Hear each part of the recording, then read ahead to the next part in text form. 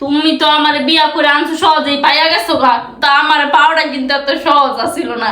আমার শরীর থেকে মনে কর তেল টপ টপায় পড়তো, মৌমাছি আই আমার গালের পিঠে বয়ে পড়তো, কামড় দিয়ে এমনি পুরাই লাগছে।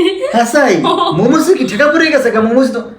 আর আমি কি ছিলাম জানো, আমি আমার গ্রামে সবাই আমার সালমান খান করতে, সালমান খান কপি, একদম কপি।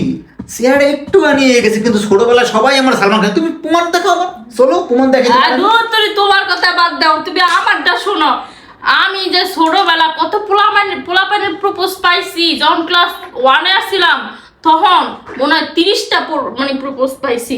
2-এ যখন উঠছি তখন তো পোলারা খালি আমার দিকে তাকায় থাকে, মানে আমি আইয়া আমার কথা বল, কেসাল ক্লাসের মধ্যে আমার রোল নম্বর 1 সব মাইয়েরা আমার দিকে তাকাই থাকতো, আমি তো সামনে থাকতাম। আর পিছন দিয়ে সব মাইয়েরা আমার দিকে তাকাই থাকতো, আমি কিন্তু তাকাইতাম না। ছুটি আমার সাথে সাথে খালি লেটার মাইয়েরা পিছ লাগতো, আমি খালি খেতে দিতাম এরকম শোনো, তোমারটা বাদ দাও। তুমি আমার লগে কি হয়েছে জানো? আমি যখন স্কুলে যাইতাম আমার পিছে মনে করো 100টা পোলাপাইন লাইন লাগতো।